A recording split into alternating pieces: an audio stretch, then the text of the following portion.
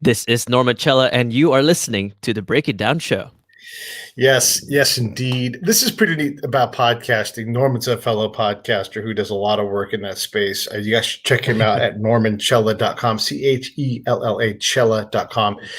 Norman and I are friends. We're fellow podcasters. I was on his show yesterday, and today he's on mine. We don't live on the same continent, just by the way. It's coming up on midnight there where you're at, and it's 9:30 in the morning here. Is that right?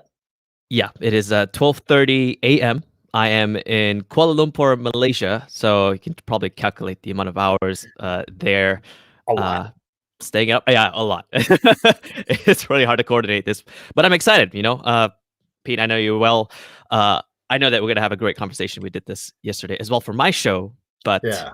I am yours for this, so excited. Yeah. And being on the Anti-Fool was fun. Let's talk a little bit about that first. Let's just go right to that spot. Tell us about the Anti-Fool and what it's about. Okay, cool. The premise of Anti-Fool is pretty simple. I play the fool, I ask the questions, and you, the listener, gets the answers. And a lot of my guests vary from very many different backgrounds, different walks of life. And I'm under the belief that I can learn or uncover some sort of wisdom from each and every individual that I meet. This is coming from essentially my principles as someone who just really wants to learn more about someone, be more curious about them, and trying to build something called the Antidote to Foolishness. And what I feel is the correct definition for that is basically a set of values that I hold onto myself in order to grow to the greatest potential that I can possibly be. That is my own definition of who I will be in the future. So try not to be foolish and learn from as many people as I possibly can. And I share that in that show, and I hope that people would. Is it working? Are you less of a fool now? I would say yes, actually. Each and every guest that I get on to the show, the conversations go many different topics. Like we go from what they're interested in, their specialty, and all of a sudden we get vulnerable and intimate and personal by the end, and it breaks things down all the way to the point where we get to the most empirical, most important points, which is, why are you doing this? What can I learn from you? If I walk away from you right now, what can I take away that reminds me of the struggles and experiences that you've been through? I take all of those extremely personally, and I reflect upon them throughout the days, even if I'm, weeks away, weeks after the episode has launched. Yeah, I feel much more transformed, even if it's just 1%, even if it's just about a field that I have no clue what it is. For example, Pete, you were a guest. You were a spy master. I had no clue. But throughout the hour that we were chatting, I learned so much. So I really do appreciate it. And you are helping me to become less foolish and more aware of myself. So yeah. Give us an example. Give us an example of something that you've changed about your life because of the show.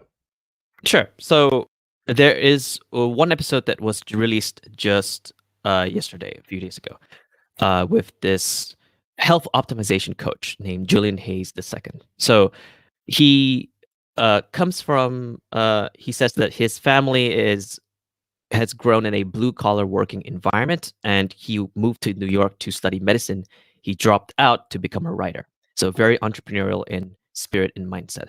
But it sounds very rosy and interesting. It sounds like one of those stories where you rise up to this point and all of a sudden you're successful. But he gave me the raw version, and that he said he had absolutely no support from everyone around him. The people that he loved or he was looking for support from, his family, his friends were like, are you taking something illegal? Like, are you on drugs? Like, something wrong? Do you need to go to a doctor? Because they were not seeing on the same level or the same eye that he was. They don't see the potential. We talked about that more in greater detail in that episode. And we came to the conclusion that the ability to accept that there are different ways of looking at life, that skill is so important that I had to take. I knew that was important, but I need to be reminded of that lesson each and every day as I interact with more people who don't have the same level of ambitions or don't have goals that are, worldly or entrepreneurial or anything like that. So that's an example of, just one anecdote that allowed me to just think to myself, oh, crap. Um, you know, let people be people. Let me be myself and don't judge anyone from what they're aiming at or what they're aspiring to be. So, yeah. Right. No, that's good. That's good advice right there. Yeah. Let's talk a little bit about the expansion of the podcast in your personal life. I mean, I know Mm, in general, artists in general, when you say, "Hey, I'm a painter," "Hey, I'm a writer," "Hey, I'm a whatever it is, the hardest audience to win is the audience that's closest to you, because you said, "Hey, mm. I'm going to be an Olympic swimmer," and it doesn't work out, or whatever reason, right? And so you're like, "Hey, I'm a podcaster." Like, no shit, you really a podcaster, by the way. So, uh, when you look at your family and your closest friends, how is their level of support, and what do they do to recognize that? Because you're right, the doctor, changes his life into something else, and it's tough to get family support. So you brought up family support. This is pretty interesting because I barely tell my family about my endeavors or Okay. ventures. Um, and it's mainly a little bit related to that anecdote by that guest, in that we don't really see eye to eye in terms of trying to do things that are a little bit more risky. And that's mainly because podcasting is in its infancy stage here in Asia. But on a more traditional note, my family is mainly oil and gas. They're Mhm. engineers, accountants. They handle deals of all kinds, meeting with all these people who are handling lots and lots of oil, all that jazz. Uh, I do not relate to that at all. My dad tried to Right. send me to one of these master classes to learn about oil trading. I went through it and I got bored and I blacked out drinking in Singapore and I had to go to the master class the next day. It was I've just try my best not to attend that. So there's a lot of I love my family, but there's a lot of disagreements with what they're interested in and what I'm interested in. When I tell them about podcasting, I limit the amount of explanations that I actually tell them. I say that I'm running my own company. I say that I'm in audio. I say that I'm in broadcasting.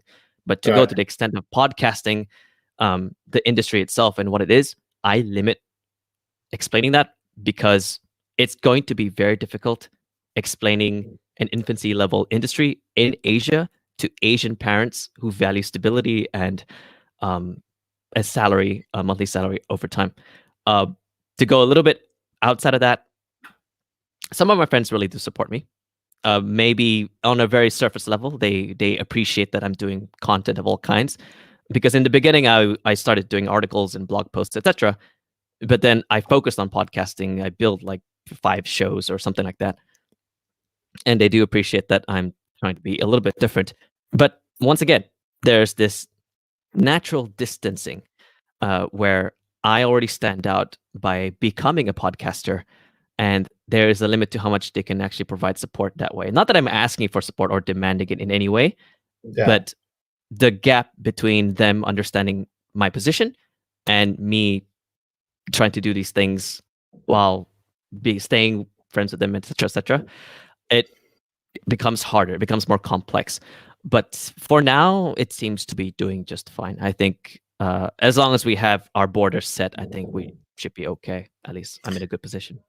In general, when someone looks at normchella.com, you are from, I'm 50 years old. Not even going to ask you how old you are. I can tell you're from a different era, a different generation Mm, because of how you're approaching your business. The things you just said are reflected in your website. Like you don't have a normal 9 to 5 job. yeah. You are not doing oil futures or engineering. You're like, this is what I do. And none of that stuff makes sense to someone who's older because you don't have the same constrictions on how and where you work. I mean, look at us. You're in a different day than I am. It's Friday here. It's Saturday there. And yet we can collaborate. We may work on a project at some point. Who knows what'll happen? but it changes the I'm not going to go to a factory mindset, and I'm not going to work a day-to-day job for a retirement that will be there in 10 years. Talk to me a little bit about your approach to these things. And you do have Asian parents who expect you to provide for yourself. Will you just get a regular job and provide for yourself? And you're like, I have a regular job. Like this. Talk through that a little more. Sure. To clarify, I did have a job in the beginning, a salary when I graduated. So for context, I'm 26 years old. So quite a number of years in difference with you. But I graduated in 2016 and I landed a job at a remote fintech Japanese company at the Malaysian branch as head of marketing. That's already pretty unusual. So my career already started, instead of being at a local Malaysian company doing very typical things, it was in this exciting space, fintech, and it was a remote company. So I'm already used to Zoom calls. I'm already used to video calls and audio calls and Slack and all that. And I'm already used to wearing multiple hats, which means that my career has already gone on this trajectory that is very different from what my brother went through and what my sister went through and what my parents have gone through, which is a very, shall we say, defined track, going up the ladder and all that. But I have a lot more leeway because this space is much more exciting at that time. 1 year in, and I'm already conflicting myself with how I deal with this kind of work environment as compared to the advice that I'm getting from, say, my family, or say from my friends who are working at the same time and they have a 9 to 5. They go there Monday to Friday. They go to the office. They clock in, clock out, go back, try to beat the jam, and they come back. But my hours are different. I'm dealing with time zones that are 7 or 8 hours difference because we have teams all over the place. We're trying to build something that has to launch on Sunday and working overtime. And I want to work overtime because it's so exciting, as opposed to the 9 to 5 boring or negative outlook on their jobs. I find that very, very strange to me. It's a bit off. Why are you in a job that doesn't excite you? And after a while, 1 year into that, 1 year into that position, I don't want to. I'm not going to throw anyone under the bus, but in my head, I predicted I was going to get laid off, but that was due to a professional decision somewhere else. That's a whole other story. So I predicted that, and I went off and I did my own freelance thing. I think that's when I realized that I knew my career was already very strange. So I need to capitalize on that, even at the compromise or even at the expense of maybe into potential conflicts with my parents. Because when I told them that I was quitting, it wasn't like, hey, mom and dad, I quit. It was actually, I had to outline the reasons why in a blog post, and I just copy pasted it. And I think I was mainly scared of confrontation because Asian parents, when we are going against, when you are trying to throw away stability, that is a huge red flag. And I wanted to avoid that. I mean, I'm here right now, I'm active and doing this podcasting thing, and it's keeping me afloat. So far, no conflicts. I think I'm doing okay. There are still some moments when they would question what I'm doing, but hopefully I can hear it. But So okay, let's get away from the family thing and let's get back into your podcasting. So you have a number of shows. You have This is Norm. You have Tempered Fables. Let's talk a little bit about Pod Lovers Asia and what's the goal of that show. So Pod Lovers Asia is the flagship show under my brand. That's norm.com. So that website is basically my body of work. And the biggest show on there is Pod Lovers Asia. It's a pretty simple premise. I'm on that show, I'm on a mission to cover the Asian podcasting scene. First of all, there is no Asia podcasting scene, or shall I say, there is no defined Asia podcasting scene, because there are so many countries, so many barriers, so many different factors that try to make up an industry. And most of the time, people would look outward to, say, the US or the UK, to Australia, for statistics, for amazing shows, for quality content. And I've always wondered to myself, what about Asia? So while I was building the first few shows as a hobby, I realized that I knew more than the average person about podcasting, at least in Malaysia. So I started building contacts here and there to see what's happening. Like what are upcoming shows happening in Singapore or in Philippines or in Vietnam.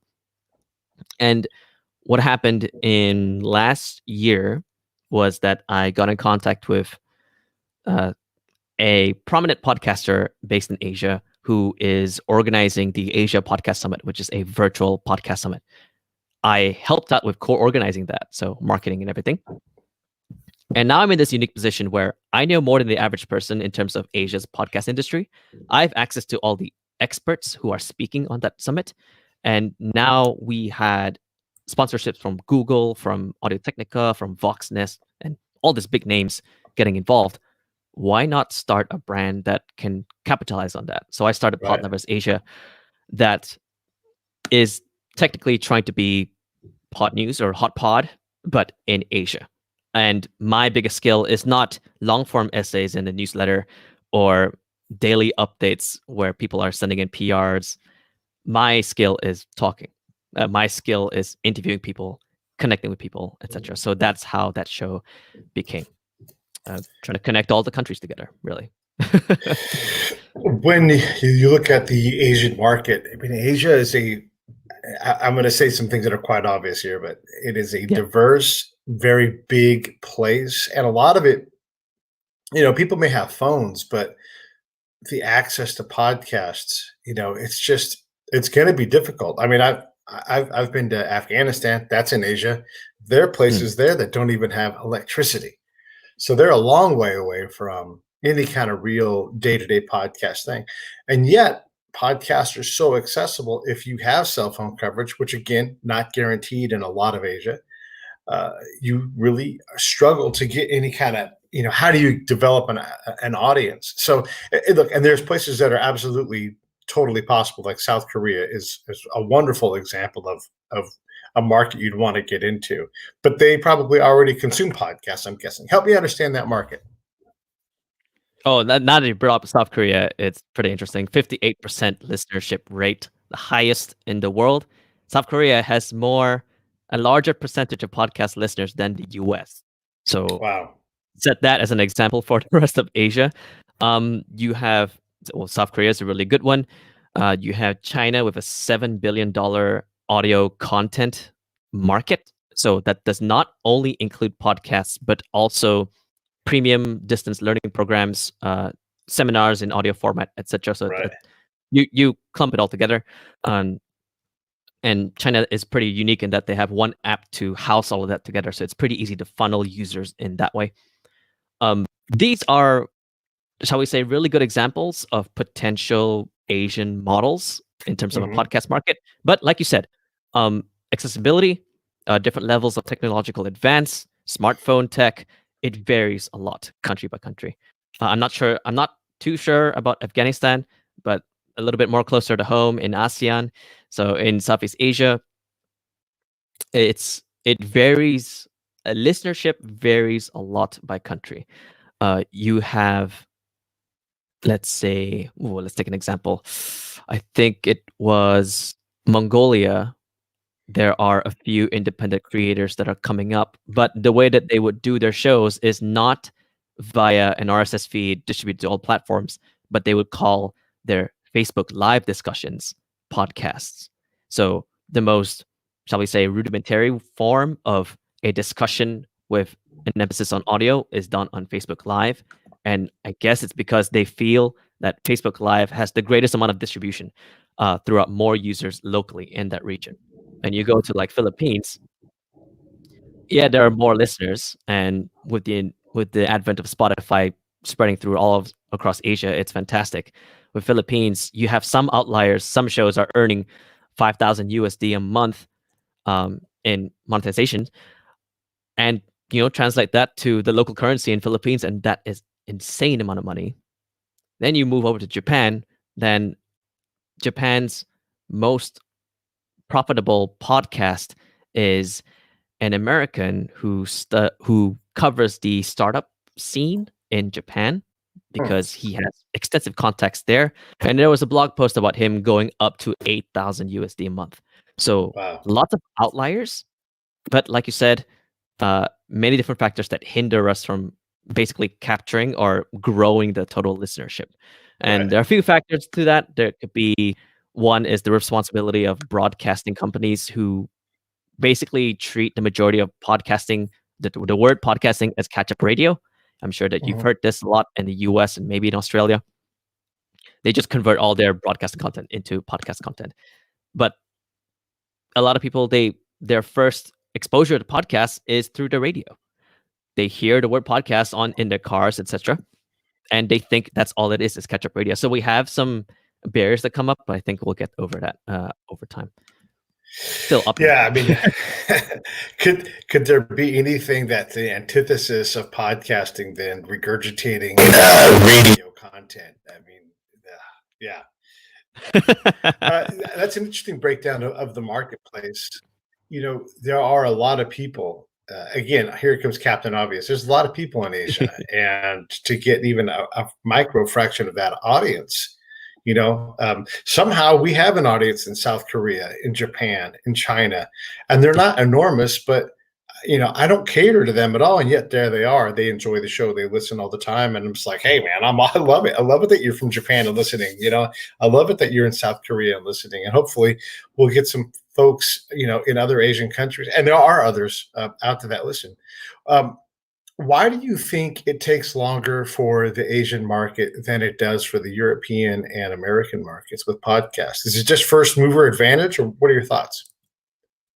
It's first mover advantage is definitely one of the factors. I see of it more like in the beginning, accessibility to podcasts in the very beginning is very dependent Okay. on Apple products.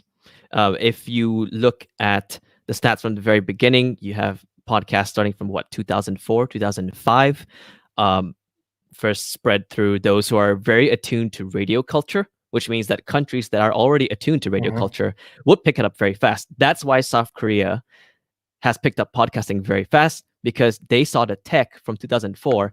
The first podcast in Asia started from 2005 onwards. There were South Korean podcasts from 2005 onwards. That's crazy, right? But you don't have that Yeah. level of affinity to radio and audio listening behavior in other Asian countries. Right. In the beginning, a lot of these RSS feeds, when they were distributed, uh, one of the first few platforms that it was distributed on was Apple Podcasts, or iTunes, as it was called in the beginning, until it split into Apple Podcasts. But if you look at the stats now for the penetration rate for Apple devices across Asia, it's only up to 10%. So if you know the number of Asians or the population of Asia as a continent, so many countries, especially India and China, right, the two largest bodies of population, and you think about only 9%, 10% penetration rate is Apple. The rest is Android. And it's only then that once Spotify started spreading, that people could get more access to podcast content via their Android smartphone device. So even if you have shows coming in from the US, from the UK, etc., etc., etc., it's kind of hard. It's a lot of steps for them to go like, oh, I've heard about the show from the US. Sure. How do I get onto a podcast? How do I listen to a podcast? Do I go on YouTube and then listen? Do I go to Apple Podcasts and then listen? Do I go on iTunes to listen? What about on my Android, like on my Google phone? Then it becomes more difficult. So it's only just recently that there's an exponential rise in listeners. But years before that, barely any. And what about really dense places that have hundreds of millions of people, like Pakistan? Bangladesh has got to be north of 150 million people. Indonesia is over a quarter billion people. What about those areas? That I'm gonna have to. It's kind of hard to guess because it is quite dependent per country. In terms Okay. of Indonesia, actually, listenership is quite on the rise, especially the fact that Spotify has bought some shows that are hosted on Anchor, their platform. I think it's like 6 to 7 shows that are now supported by Spotify, because they see a trajectory. Spotify is in a very unique position to probably tell you more about this because they have the data. Right. They have the data to tell you about listenership of those on the platform They have the largest market penetration rate for listeners of podcast content in general. So in terms of Indonesia, they prefer horror, they prefer comedy, they prefer lighthearted shows, which meant that that is enough data for them to decide on buying shows on the bet that the Indonesian podcasting space will grow. I cannot comment on Bangladesh, but I can comment on a neighboring country, India. I just had an episode released just a couple hours ago, actually, with an independent podcaster from India who leads the Bangalore podcast community, so South of India, and gave me quite a general overview of what is happening there. In India, we're talking about like what, 1 billion plus, maybe up to 2 billion people who are listening to podcasts on a variety of platforms. Some are only made for Indians. Like Amazon came in, they made their own platform, their own app for India. Like you cannot access that platform outside.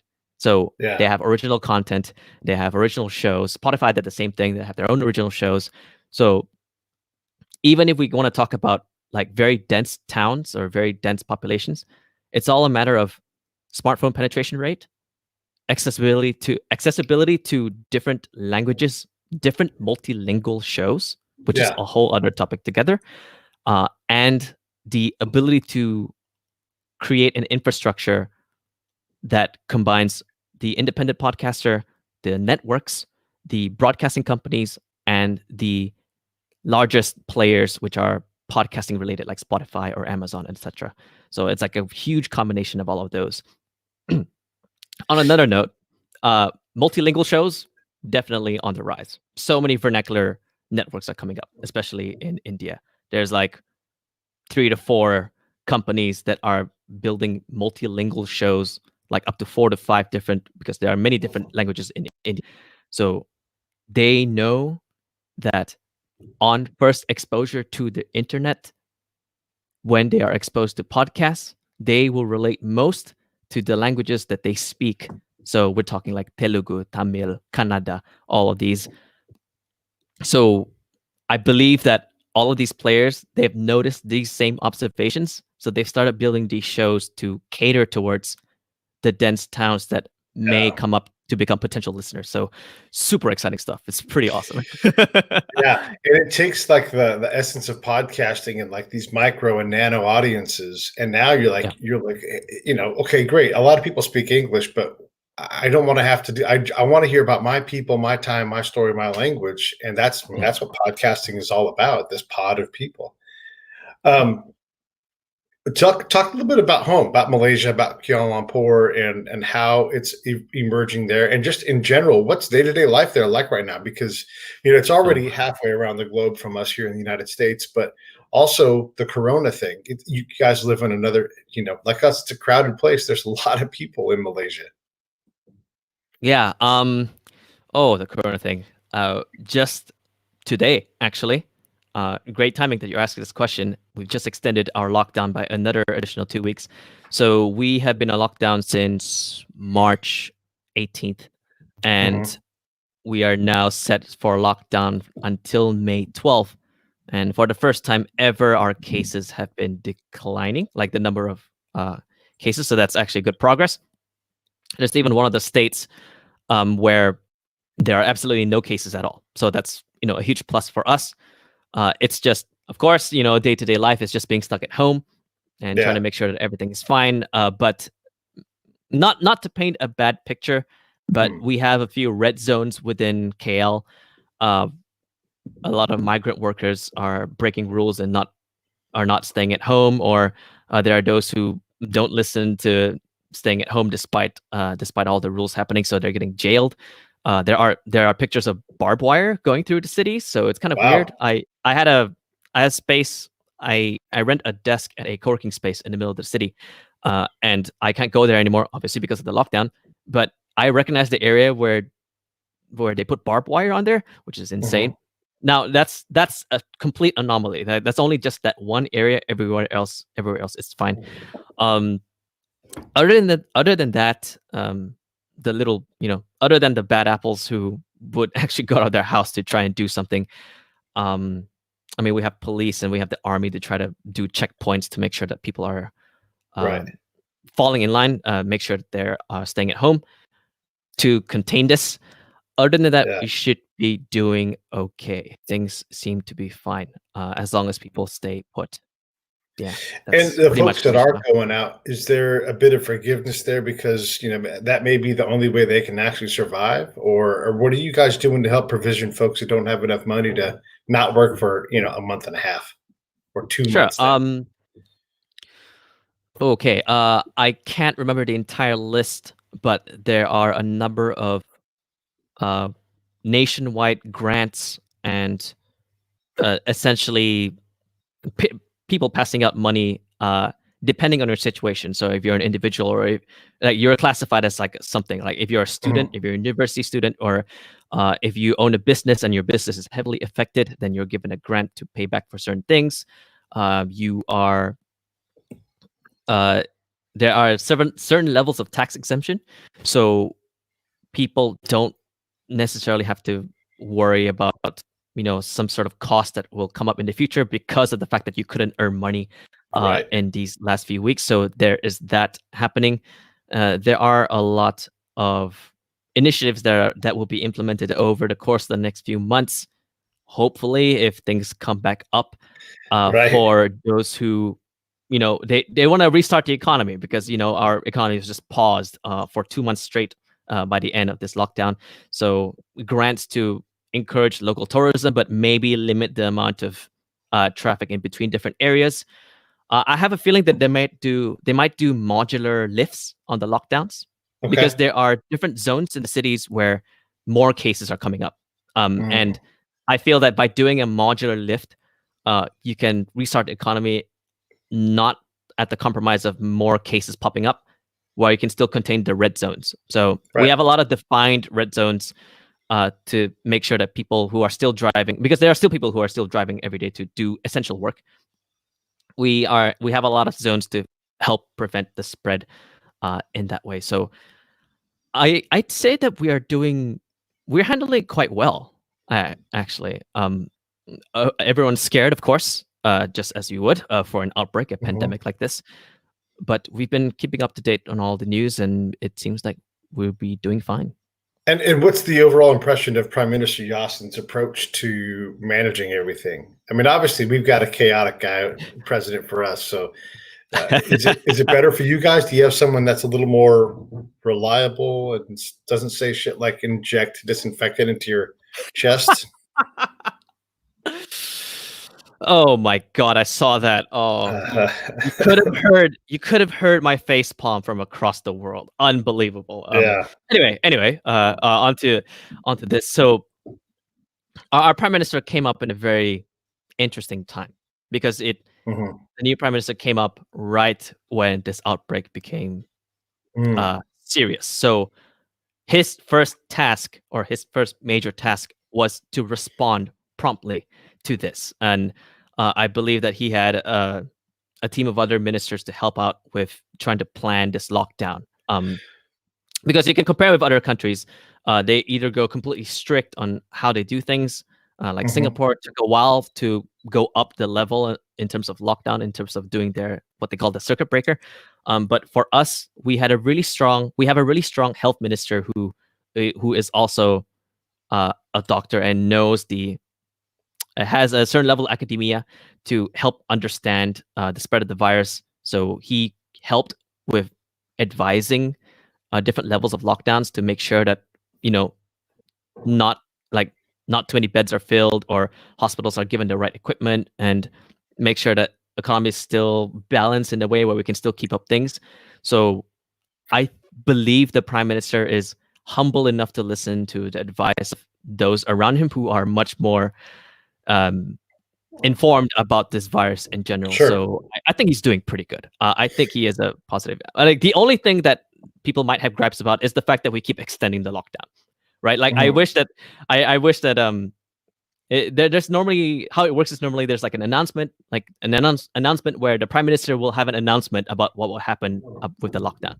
I wish that they just had a schedule, like we're gonna have the lockdown all the way until this time, but the Mhm. following things will happen on these dates. I wish we had that planned out so that we know what to prepare for, because people were preparing for these extended lockdowns that kept getting extended.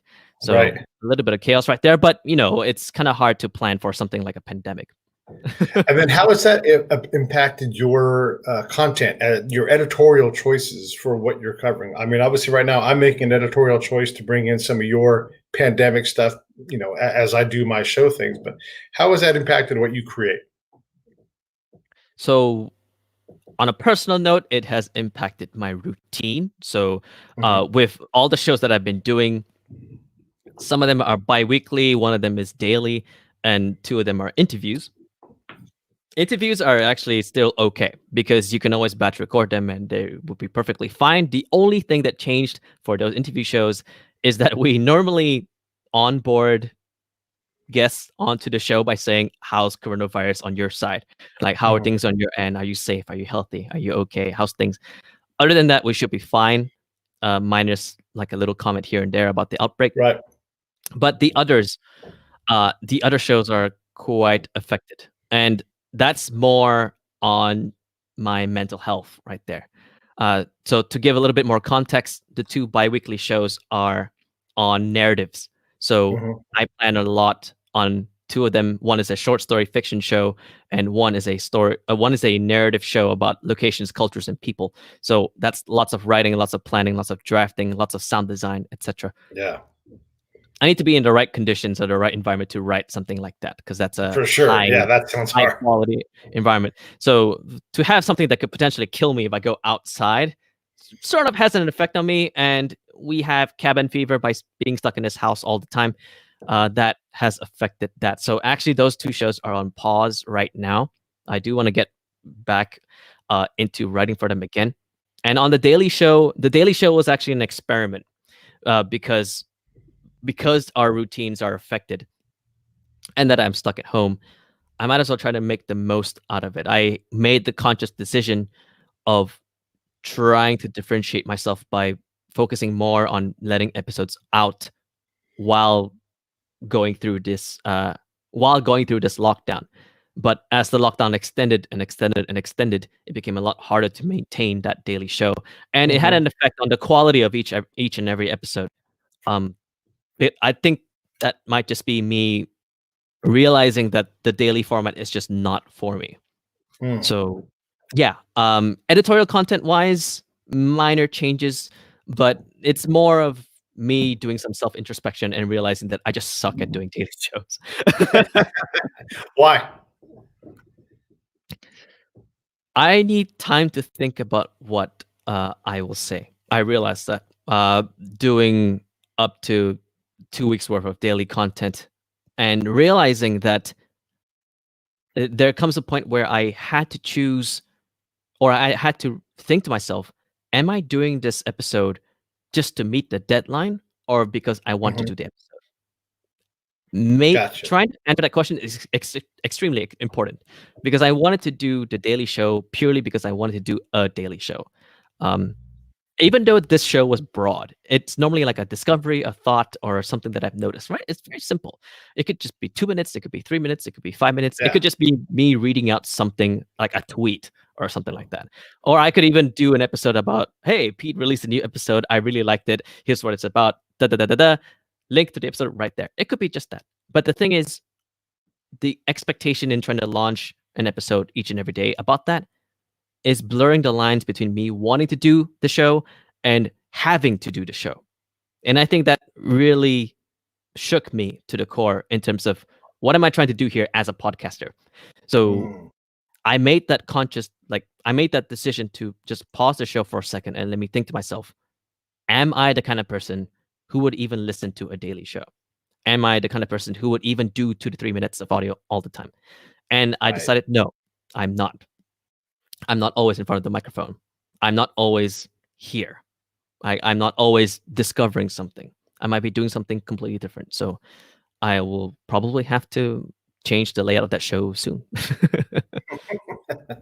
But I mean, that's what you do, right? You either shelve it. I mean, I've got things, projects that I want to do. I've got projects that I don't do anymore. It's how we evolve as creative folks is we've got this list of things that we Yeah. can tend to, but the passion has to be there. And if it's not there for you, then how in the world is it going to be there for your audience, right? Yeah, and that translates, especially in your voice. If Yeah. you are just so passionate about something, and then 20 episodes in, you're just so monotone and bored because you just want to get this episode over with, people will know, right? Audio is your voice is one of the most intimate things someone can listen to. And if you just think about someone who actually spends time, well, at home, actually spends time doing the chores or whatever, but with your voice in their ears, your voice is the only thing they are paying attention to.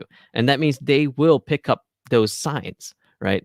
We like body language in podcasts, but you can have similarities to body language in your tonality and your Yeah. expression and the Yeah. fact that you can smile beyond the microphone. And I wasn't feeling that anymore. So I had to Yeah. pause the show. Like, Best I'm sign. I sorry. mean, if you can recognize that, that's huge growth as a podcast person or any kind of creative, is the ability to recognize when what you're creating isn't the best for you. That means your audience is a representation of you. So that's a great thing. So okay, so the Break It Down shows in a lot of countries. We have subscribers all over the planet, but I Mhm. always want to understand the Asian market. How do I take my American focused, veteran centric, espionage show that has a lot of music? I mean, my show is not very niche. How do I take that and make that more marketable to, you know, China, Malaysia, wherever? First of all, I love the fact that you're not niche at all. So there's that. Yes. I want to say this too. I get a lot of advice from a lot of people, and it always involves me doing more work. And I'm like, I have plenty of work. So Yeah. you love to tell me, what's your niche? And I'm like, no niche. That's my Yeah. niche. There's no niche. And they're like, that doesn't work. And maybe it doesn't, but it also allows me to do something that inspires me. So thanks for recognizing that, man. I appreciate it. No, I am a big fan of no niche. I'm a big fan of the anti niche. So props to you for that. Okay, on to the question. Okay, so if I want to grow a show, so a show from outside of Asia, trying to tap into the Asian market, the big thing that I would want to suggest to you is most likely collaborations with podcasters from those countries. Okay. The big thing is that, um, like I said, the Asian podcasting space is fragmented. There's so many countries, there's so many Right. factors, etc. But that means that there's an opportunity for you to define that space, right? Mm, It's still trying to mold itself into a shape that is unique to Asia. yeah. And but the thing is, as maybe as someone from the US or someone from somewhere else outside of Asia, it may be hard to navigate through that. Yeah. But what the best thing to navigate through that is to work with the people who are already doing shows within Asia. So Mm, you reach out to different Facebook groups that focus on podcasters from that country. So, like for example, Podcast SG or Podcast Collective, or I'm trying to build a podcast group for Asia wide under Podlovers Asia. So there's that as well, or even asking me if you want to interview someone from like a host from say Thailand or a host from Vietnam or a host from Singapore, etc. Because by putting your show out there and having them as a guest, you're giving them ammo to share with their listeners the fact that they have been a guest on your show, which puts your right. show under their radar. And this works for this works for Sure. every country, but I Hmm. think there's greater emphasis, especially on Asia, because there are limited listeners. They are limited listeners, and that listenership is still trying to be defined per country. But they've done the shows, they've done the episodes, they've done the marketing, they know how it works locally. So why not just work with them and capitalize on the fact that they've done their work, recognize it, and put them on the Breakdown show? So, um, like myself, right? I I'm based in Malaysia. I have contacts in Malaysia, Singapore, Philippines, Thailand, Vietnam. Um, the person who, like I said, the example, the person in Japan who does the show about the startups, he was my mentor. I was in a startup program in Australia when I was studying, and he was my mentor, my business mentor, because I was trying to make a startup to go into Japan. So that's a whole other story. But he does a podcast, and I kept in contact with him after a while.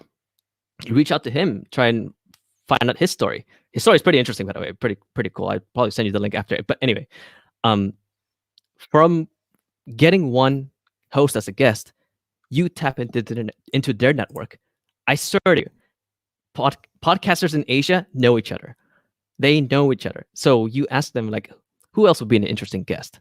And I can name you like 8 people, right? So that's 8 avenues of tapping into the Asian market. So Yeah. step 1, reach out to people who are already making shows, and step 2, get them on the show, and help them market the show for you. So Asia is an enormous place, and at least here in the US, one of the things we say is, we say Asians, but we really mean, well, we don't mean Iranians, we don't mean people from Kamchatka, that region, we mean whatever the heck you can call Eastern Asians, and you don't get more Eastern Asian than folks in Kamchatka, and they're Russians, so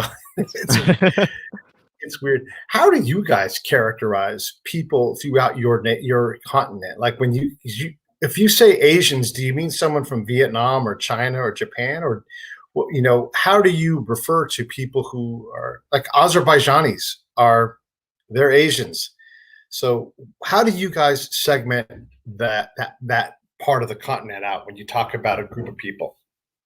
That's quite difficult because that is always it depends on the individual. So there is no defined border unless other than the obvious ones. So Right. you have Southeast Asians, you have East Asians, and then you have South Asians, and then you have, I believe they would be classified as North Asians. I believe so.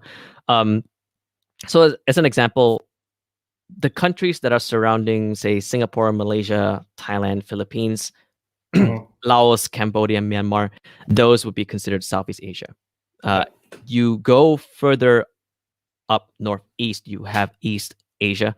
So East Asia consists of South Korea, Japan, and I believe Vietnam counts as East Asia, and China, of course, and North Korea, but I'm not sure if North Korea listens to any podcasts. I mean, if anyone can let me know, I mean, I will totally do an interview with a North Korean podcast. Like, Right. seriously, that would be fantastic. I would love to get more insight on that scene. It's a very general. These labels are very general, and that's why we like to That's why we like to keep it simple, and we just say Asia. And only normally when someone asks, "Oh, like which country?" Right? Then you would say, "Oh, I'm from Malaysia," or "I'm from Japan." That it doesn't really bother us. It's kind of I never really thought about that. Now that you brought up the question, because we've never really needed to know that. Yeah. Right, Iranians, right? Like if you ask them, they're going to say they're Persian. They're not even going to say they're Asian, and yet they are in fact Asians. And so it's these regions culturally align themselves. One of the things I tried to figure out was, when does the South stop in the United States, right? Because if you say the South, do you mean Texas, Louisiana, Mississippi, Georgia, Florida, South Carolina, North Carolina? Is that what you mean? Is it the Confederate South states? And what I figured out was, when you go to a restaurant, if you say, "I would love an iced tea," if they bring you a sweet tea, you are probably in the South. If they say, "Do you want sweet tea or regular tea?" and sweet tea is the first thing they offer, then you're probably in the zone that you might be in the South. But if you just get a regular unsweetened tea, you're not in the South. And then Florida's weird, because you go far enough south in Florida and you're no longer, Southern Florida is not the South. It is more Really? Hispanic. Yeah, totally weird. So I've sorted some of these things out. And then in the US, the Midwest is hard to define, because the Midwest is not the West. And it's sort of like defining the Middle East, right? The Middle East might include Morocco, which is decidedly not middle and not at all east. but it can be included depending on how you define these things. Are there regions like that for you guys, where like India has such a huge influence, right? Like it kind of bleeds into the other countries around it. What does that look like when you try to characterize Asia in general? So we normally think of it as the largest countries would definitely influence neighboring countries. So Okay. I'll give you my take because I Yeah. don't want to try to Yeah. set like a truth or anything. Um, when we talk about, say, um, Kazakhstan or Kyrgyzstan, are they Asian? We don't know, right? I mean, you can't say. You can't say, right? It's not exactly a wrong thing to say. Right. I already think of that as a different region, like a different region of Asia, mainly because Okay. there are influences from Russia. So if there are Russian influences, you can easily group that set of countries together, just as how you be able to categorize um, countries like Denmark, Finland, Sweden, Norway together, right? Scandinavian countries. You can easily see some similar characteristics. Therefore, they are easily that part of Europe. It's the same here. The border stops when you have the countries neighboring around India. So you have Nepal, Bangladesh, um, and then India itself, which is already a huge country. Right. I already consider that to be South Asia because already the languages define the traditions, the cultures that exist there or that are prevalent there. Um, so many different languages that you don't find them in, say, Pakistan or Afghanistan. Right. You go further southeast and you have Myanmar, Laos, Cambodia, Vietnam. If you look back in history, you have the Siam Empire, which has had a lot of influence over these islands, these countries, where these borders didn't really exist until the fall of that empire, and it broke apart to become Thailand, to become Laos and Cambodia, and much more. And they make up part of Southeast Asia. And then you have the peninsular area, the islands, the archipelago of Indonesia, Malaysia, Singapore. That makes up another part of Southeast Asia. We group it all together, even Yeah, though let they me have. ask you this. It's Yeah. interesting because Timor East is the only Asian country totally in the southern hemisphere. I happen to know that fact. It's Yes. closer to Australia than it is to Vietnam, but it is absolutely physically the most southeastern Asian country that you guys got. But are they in Southeast Asia or are they something weird because they're basically Australia? They, I believe it's Asia Pacific is the right term Okay. to describe that. So you have Asia Pacific, which also counts Papua New Guinea Yeah. as one of the countries there Oh, as and by the well. way, I want to say this: Timor East is closer to Australia than New Zealand is. Just for people who want to understand, like this is how close this place is. My It's right there, you know. Yeah, geography is weird. Like like, honestly, there isn't an actual explicit label. It's just a way for us to simplify and Yeah, understand the relationships between these countries. yeah. As soon as you reach, APAC, which is basically Australia and New Zealand, you'll start to see the neighboring countries like Papua New Guinea and all, and we consider that a separate region, even Okay. though if you zoom out on a macro level, it is part of Asia. Yeah, It yeah. is part of Asia, and it's just that there are some confusions because different literatures and academia define the borders differently. Okay. So some won't consider Australia to be part of Asia, and some do, right? Like to what extent is Russia part of Asia? It sort of is, right? Right. But when does the border stop? It's a bit like your conundrum with Mhm. how south is south of the U.S. Yeah. You can't really Right. tell unless you test whether or not you buy a drink and they say it differently. I don't know, but Yeah. I don't really have any information on whether or not you can verify if Russia is truly Asian. But yeah, these borders are weird. I never really think too much about that. I normally just simplify and blanket over everyone and say, Well, yeah, you're from Asia. it is Awesome. it is fascinating. Well, and the thing is that we're a bunch of jerks over here, so we say Asians, and we have no idea that Timor East is in Asia, or that people from Bahrain who are thousands of Yeah. miles away from Timor East, or that there's millions of Russians. I mean, Russia is the biggest country in Asia. Yes. It's a Yeah. whole lot It of is. nothing, but it is more geographically, it is a more Asian country than it is a European country, but we never think of Russians as being Asian in any way at all. It's just a weird thing that I get my head wrapped up in, and I find it fascinating to discuss with other people. Yeah, that distinction has always been interesting, and I Like think here, maybe yeah. Here's an interesting thing. In a lot of Asia, people eat just with their hands. That is the utensil. In a lot of Asia, people eat with chopsticks. It is the normal utensil for that area. And Yeah, in a lot of Asia, people eat with some kind of fork or spoon type utensil. Totally different, and it's regionally aligned. It's yeah. fascinating to think about these things. Even within Malaysia, that distinction is still there. So to give you some context, Malaysia is split between two islands. So we have West and East Malaysia. KL is in West Malaysia, which is where Nyawa capital is, and mainly Malay dominant. But I'm actually from East Malaysia, so I'm from Borneo Island, from the state of Sarawak, and I have an indigenous background. So we have like a traditional longhouse, like 5 hours drive into the jungle, and we were formerly headhunters. So it's a bit weird to say it live, but I have skulls preserved in front of my door, in front of Yeah. family door. So those were trophies back then, like a century plus ago. We eat with our hands there, right in the Yeah. longhouse. Like no one's gonna try to convince us to eat with utensils. I mean, we do have utensils.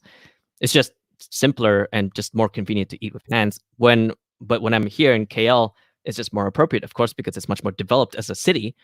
But I go back to East, and we drive 5-6 hours away. There's no police. There's no like 4G Wi-Fi and all that. And we go back to the longhouse, barely any electricity, barely any water, and we just eat with our hands. So there's a lot of distinctions there. Chopsticks as well, sometimes. So yeah. So so Even day within to the day, country. what do you use forks and spoons, or what do you use for utensils? Definitely forks and spoons. Okay. I've uh, I've had the pleasure of living in many different parts of the world, so so utensils are the norm. But in areas, there are moments where we do eat with our hands. So if you have like a banana leaf rice, which is basically this dish which has mixed Okay. foods, Right. it is actually much more appropriate to eat with your hands. So Yeah. it will be really awkward for you to eat with your Yeah, fork and yeah. spoon with Of that course. dish. Like Yeah, there's certain yeah. foods that you just But like if you're eating a steak, you're not going to eat it like a monkey and be like, "Arr," and just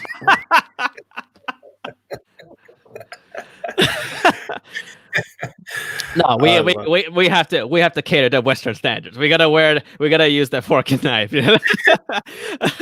Gotta rip it out like a sandwich.